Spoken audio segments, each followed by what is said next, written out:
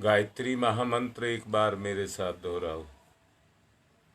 ओम भूर्भुवः स्वः तत्सवितुर्वरेण्यं भर्गो देवस्य धीमहि धियो यो नः प्रचोदयात्।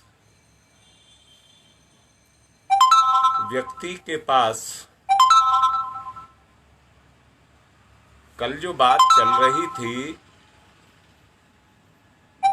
खरपतवारों को निकालने की बात चल रही थी। व्यक्ति के पास जितनी भी जानकारी है वो उथली जानकारी है, उथली जानकारी। वो जानकारी किससे प्राप्त होती है? इंद्रियों से होती है, इंद्रियों के सहारे होती है। किसी विषय पर अगर गंभीर जानकारी लेनी हो तो उसके लिए एकाग्रता की आवश्यकता पड़ती है। इसके बिना गहराई में गोता लगाना संभव नहीं है। कल भी मैं आपसे एक बात कह रहा था, सुई का अगला भाग अगर नुकीला ना हो तो वो कपड़े सीलता नहीं, कपड़े फाड़ता है। पर जब उसका अगला भाग नुकीला हो जाता है तो वो हर रेशे के अंदर, हर धागे के अंदर जाकर के घुस जाता है। आप भी अगर आत्मज्ञान चाहते हैं तो स्वार्थों को चीर करके आत्म अनुभूति तक आपको जाना होगा। वो तभी ही जा सकते हैं जब आपके अंदर एकाग्रता होगी। एकाग्रता एक शक्ति है। जो व्यक्ति जिस कार्य में प्रवीण कहे जाते हैं वो उस कार्य में पारंगत होते हैं, और पारंगत होने का कारण है संस्कारों के कारण, अपने संस्कारों के कारण इस जन्म में वो अनायास ही वो शक्ति के रूप में क्रियाशील हो जाते हैं। अगर हम अपनी शक्ति को क्रियाशील करना चाहते हैं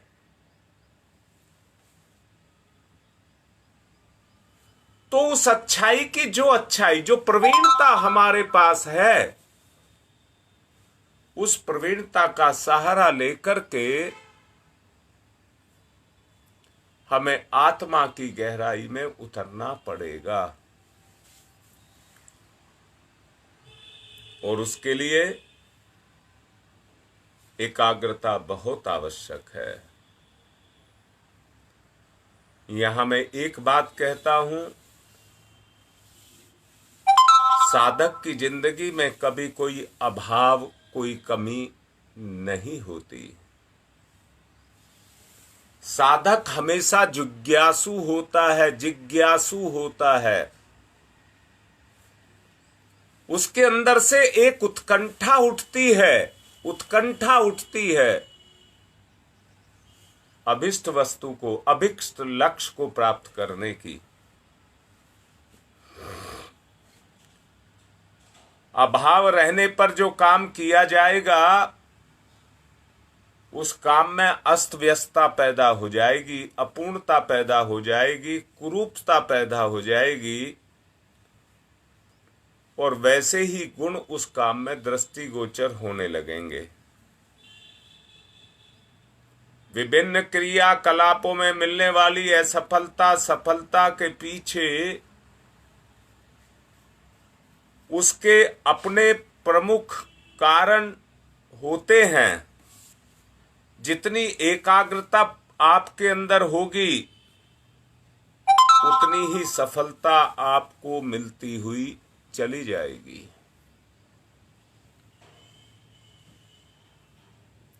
बहुत अच्छे से एक बात को समझना होगा, हर स्तर पर सफलता को प्राप्त करने के लिए ये आवश्यक है कि व्यक्ति को एकाग्रता का अभ्यास करना पड़ेगा। जिस प्रकार अभ्यास से मैंने कल भी बताया था, व्यक्ति खेल कूद में, शिल्प में, संगीत में पारंगत हो जाते हैं, उसी तरह से हम जीवन के विभिन्न क्षेत्रों में भी पारंगत हो सकते हैं। एक बात याद रखना, भौतिक सफलता की तरह ही आत्मिक सफलता भी है। भौतिक क्षेत्र में सफल होने के लिए आदमी जितना पुरुषार्थ करता है, आप लोग देखते हैं हर आदमी कुछ प्राप्त करने के लिए अपने प्रयासों को करता हुआ चला जा रहा है और उस कार्य में सफल हो जाना चाहता है। ऐसे ही आत्मिक क्षेत्र में भी हमको सफल होना है, तो मेहनत तो आत्मिक क्षेत्र में भी आपको करनी होगी। और क्या करनी होगी? अपनी बिखरी हुई या कहिए इच्छाओं के माध्यम से बिखरी हुई अपनी चेतना को एक जगह इकट्ठा करना होगा। हमारी इच्छा हमारी चेतना को बखेरती रहती है। एक केंद्र पर केंद्रित करने के लिए हमें ध्यान को अध्यात्म साधना में सर्वोच्च स्थान देना होगा। ध्यान को साधना में सर्वोच्च स्थान देना होगा। ध्यान की उपयोगिता, महत्ता और आवश्यकता को साधना विज्ञान के अंतर्गत बहुत ही महत्वपूर्ण बताया गया है। साधना के प्रत्येक उपचार में मन को एकाग्र रखने पर जोर दिया जाता है। अपने अंतर की प्रसुप्त शक्तियों को, जो हमारे अंतर के अंदर बैठी हुई हैं, उनको जगाने के लिए, उपयोगी उद्देश्यों के लिए उन शक्तियों को प्रयोग में लाना पड़ता है, जिनके द्वारा उचित प्रशिक्षण को प्राप्त करके हमारी आंतरिक शक्तियां जगती हुई चली जाएं।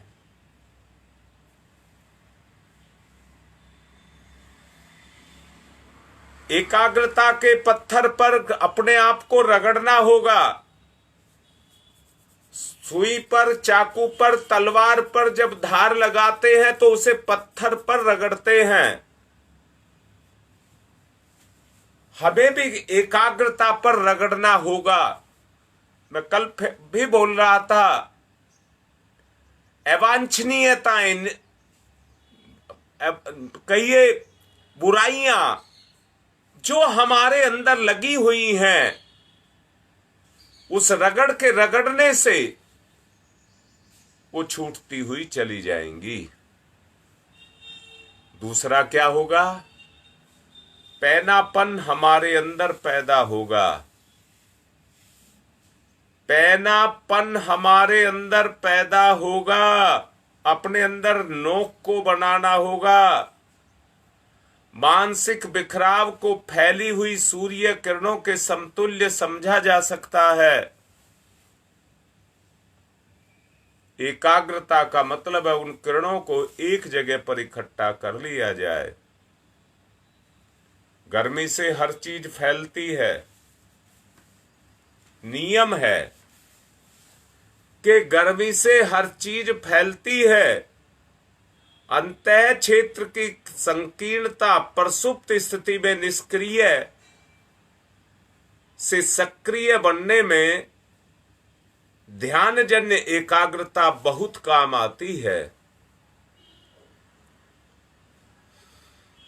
प्रमुख रूप से इसी के सहारे आंतरिक जागरण के आत्म उत्कर्ष के आधार अपने अंदर खड़े किए जाते हैं। मैंने अभी कहा था उथली जानकारी तो इंद्रियों के माध्यम से व्यक्ति को हो जाती है,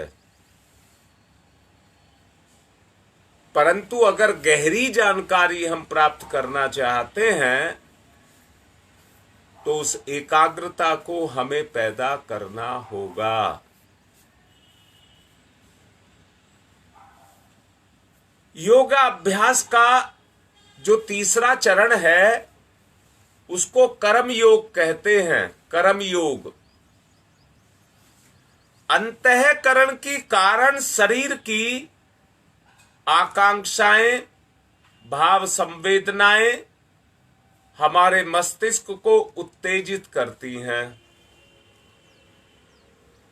हमारा जो मस्तिष्क है उसको उत्तेजित करती हैं और प्रसुप्त जो अभिरुचि हमारे अंदर पैदा होती है वो प्रसुप्त स्थिति से उबारने का ताना बाना बुनती है, निर्देश करती है।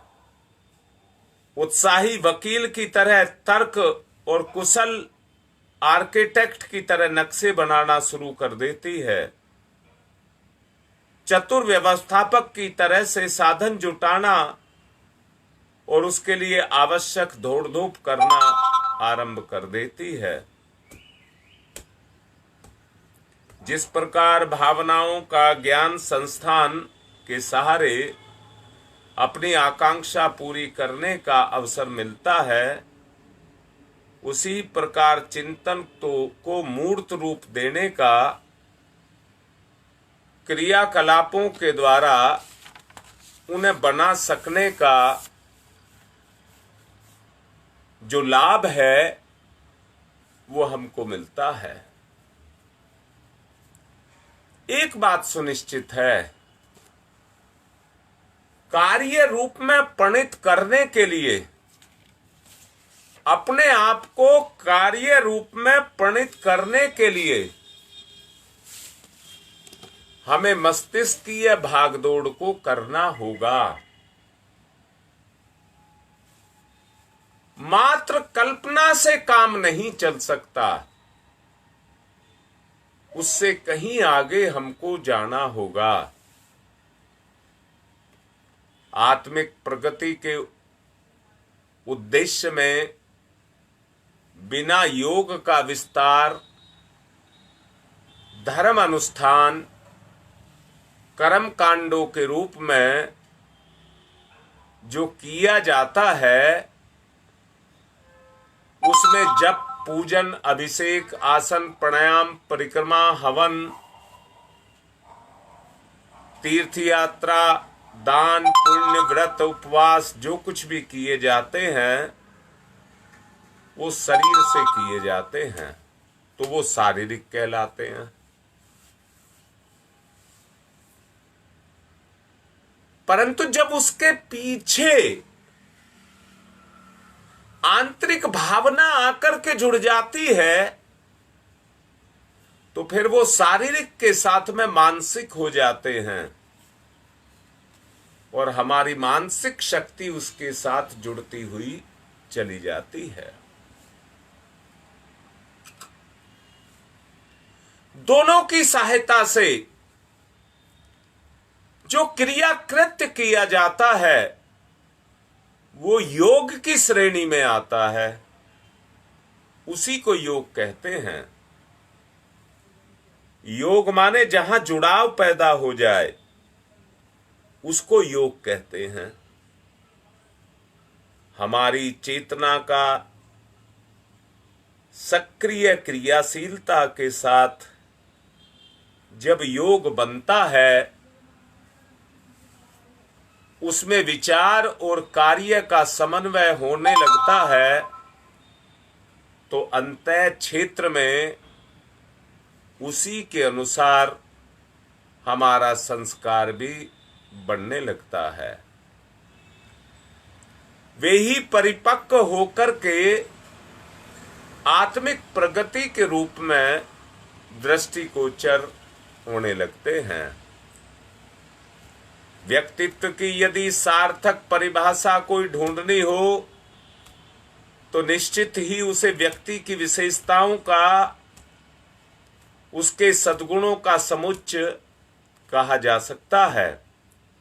परंतु एक बात ध्यान रखने की है, ये सारी विशेषताएं और सारे गुण व्यवहार के दायरे में ही सिमटे नहीं रह सकते,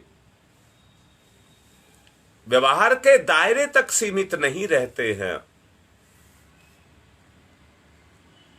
इन गुणों के कारण व्यक्ति के विचारों और संस्कारों में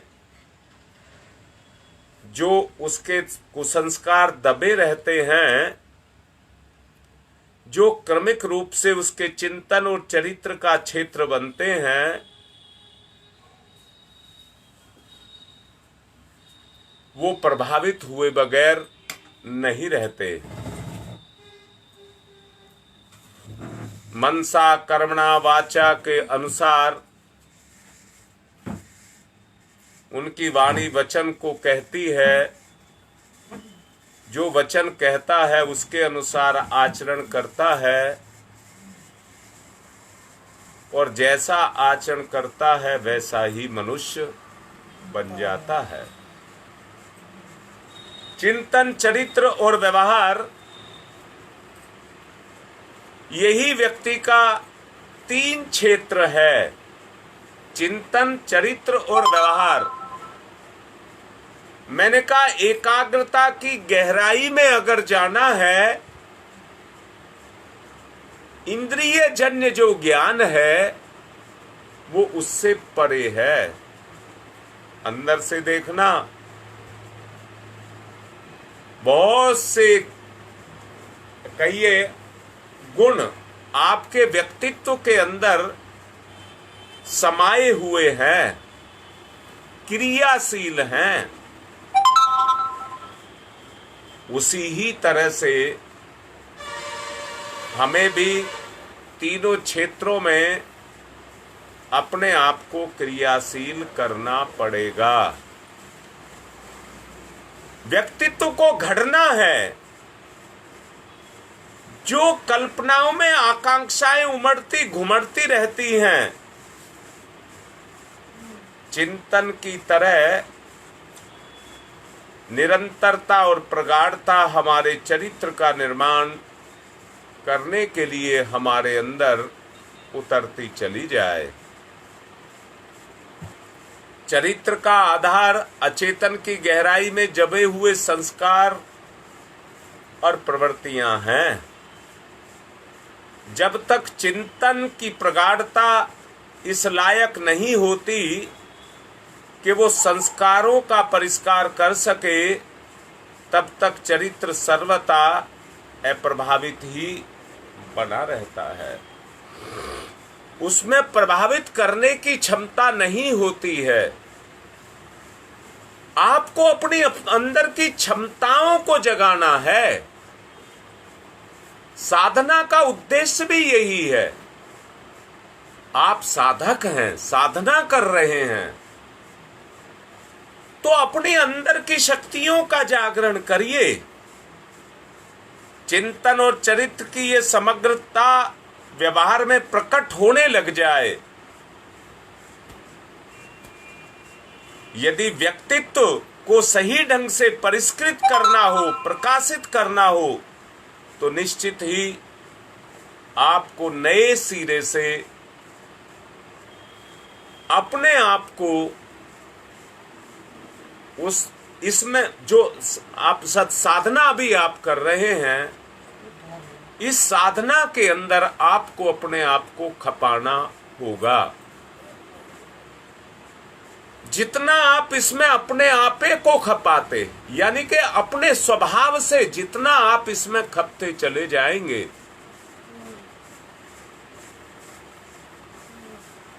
जो अनुष्ठान है उसकी औपचारिकता भी पूरी की जा सकती है।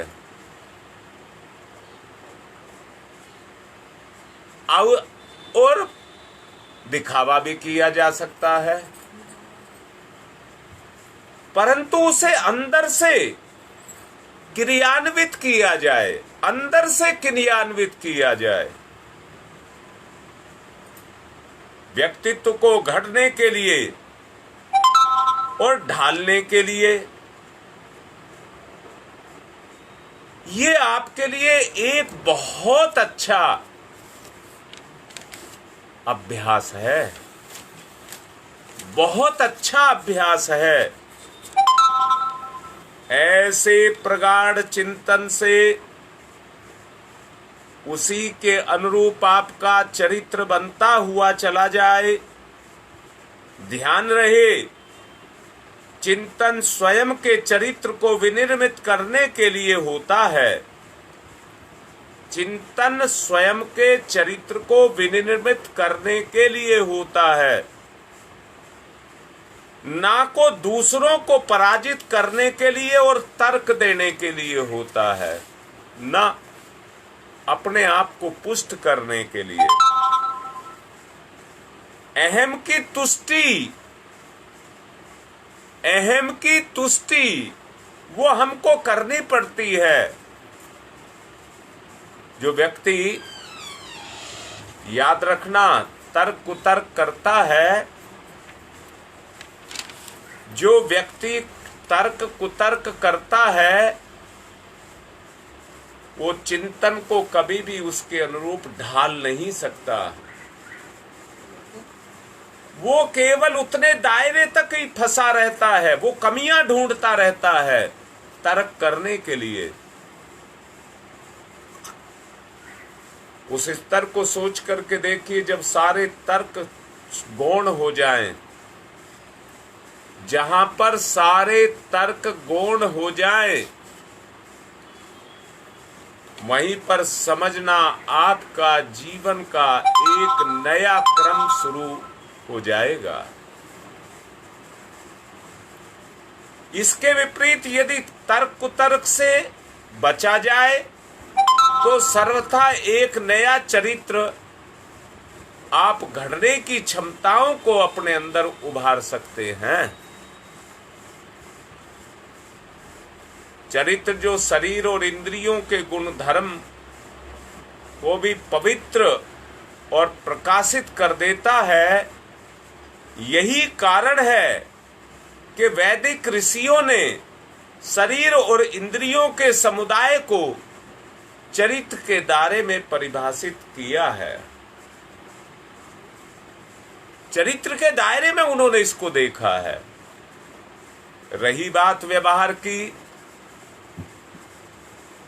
तो वो निष्कपट चरित्र की ही भांति पूर्णतया निष्कपट होना चाहिए। फिर भले ही इसके लिए कितने ही कष्ट को ना सहने पड़े, कितने ही संकटों का सामना क्यों ना करना पड़े,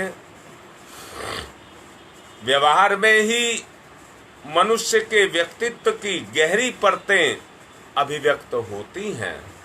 जो गहराई में छुपी होती हैं वो अभिव्यक्त होने लग जाती हैं।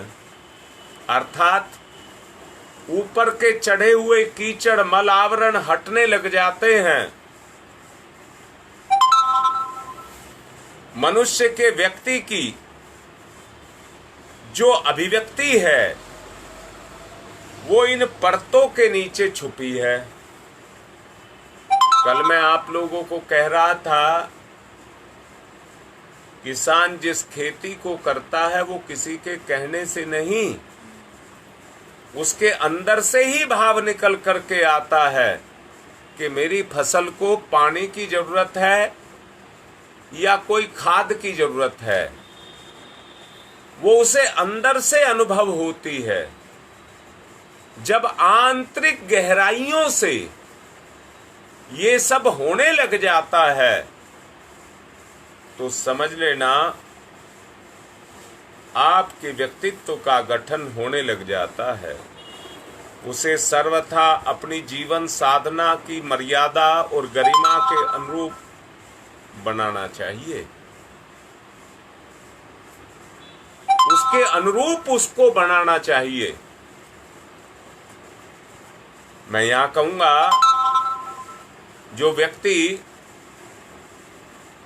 अपने गुरु के वचनों को भगवान के, सदा शिव के वचन मान करके मानता है और उनको आत्मसात करता है, अपनी जीवन साधना के पथ पर वो आगे बढ़ता हुआ चला जाता है। बहुत आवश्यक एक बात है कि तर्क को आपको गौण करना पड़ेगा।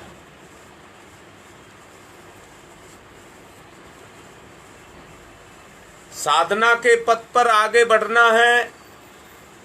जो इस तरह से जीवन के पथ पर आगे बढ़ना चाहते हैं, उनके लिए ये जरूरी है कि अपने अंदर से अपने जीवन के लक्ष्य को खोजें। अपने ही अंदर से अपने जीवन के लक्ष्य को खोजें और खोज करके वैसी ही तैयारी करना शुरू करें। शुरू में मैंने बताया था, परसों बताया था, मस्तिष्कीय चेतना की समुचित मात्रा हर किसी के पास प्रचुर मात्रा में है।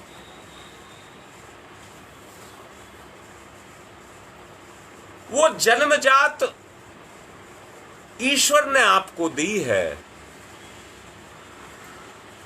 परंतु मनुष्य के साथ जन्मजात कुछ दुर्बलताएं भी लगी हुई हैं।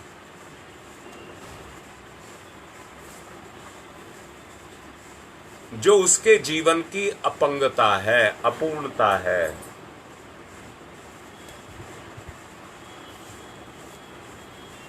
अगर व्यक्ति को सही दिशा धारा ना मिले तो उसके संस्कार में जो छाई हुई वो अपूर्णता है, वो क्रियाशील हो जाती है और उसके क्रियाशील होने से व्यक्ति अपनी शक्ति को उस बुराई में लगाना शुरू कर देता है और उसके कई कारण होते हैं। अपना स्वार्थ भी होता है और अपनी गंदी आदत को ढकना भी होता है। उसके पीछे कई कारण हो सकते हैं। मुख्य कारण दो ही हैं, अपनी बुराई पर पर्दा डालना और बुराई को अपने अंदर क्रियाशील करना।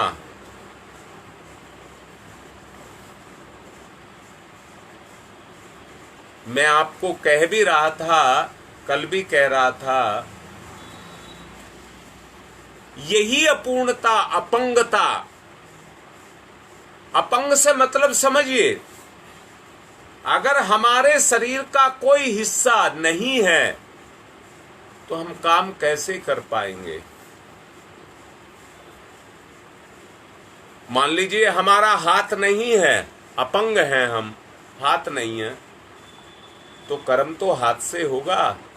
पैर नहीं है तो पैर से ही तो चलूंगा, दौड़ दौड़ करके अपने कर्म को करूंगा।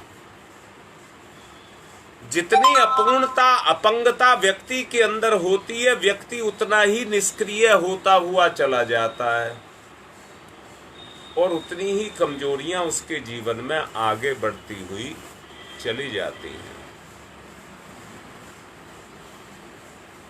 इसलिए बड़ी अच्छी बात एक है कि अपने जीवन की अपंगता को मिटाया जाए। सब जानते हैं कि मेरे जीवन में मेरे अंदर किस चीज की कमी है, मुझ में किस चीज की कमी है, वो आपके जीवन का लक्ष्य है। जब तक ढूंढ करके नहीं निकालोगे अपने जीवन के लक्ष्य को कि मेरे जन्म लेने का उद्देश्य क्या है, ऐसा नहीं है कि मेरे कहने से ही आप इस काम को करेंगे। आपके अंदर भी इस तरह के विचार उठते होंगे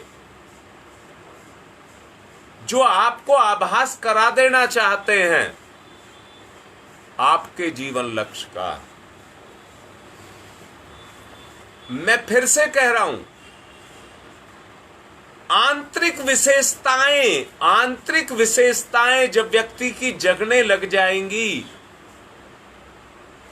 तो जीवन के क्षेत्र में उतनी ही विशेषताएं आपकी आगे बढ़ने लग जाएंगी।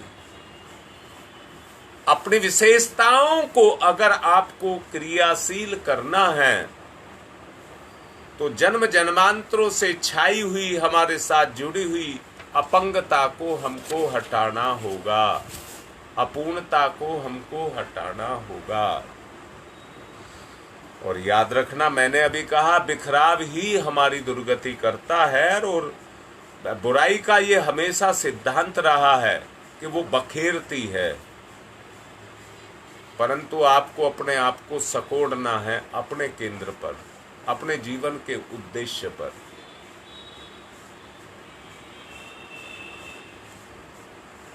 इसलिए ऐसे कर्म किए जाएं जिससे अपने जीवन के उस लक्ष्य को प्राप्त किया जा सके। मैं आज की बात को यहीं पर विराम दे रहा हूं और आप लोगों से निवेदन कर रहा हूं कि अपनी अंदर की सोई हुई आंतरिक शक्तियों के क्षमताओं को समझिए कि वो कितनी ताकतवर है, और बाह्य दिखावे के जो क्रियाकलाप हैं उनको भी समझिए। जब दोनों बातें आपको समझ आ जाएंगी तभी आप कोई निर्णय लेने की स्थिति में पहुंच पाएंगे। निर्णय हर कोई लेता है, परंतु वो तब लेता है जब उसकी आंतरिक सच्चाई जो गहराई में अचेतन में छुपी हुई है, जब वो क्रियाशील होती है, तभी वो निर्णय कहिए या संकल्प लेने की स्थिति पैदा होती है। आप ऐसा करें। आज की बात को संपन्न कर रहे हैं। ओम शांति ही शांति ही शांति।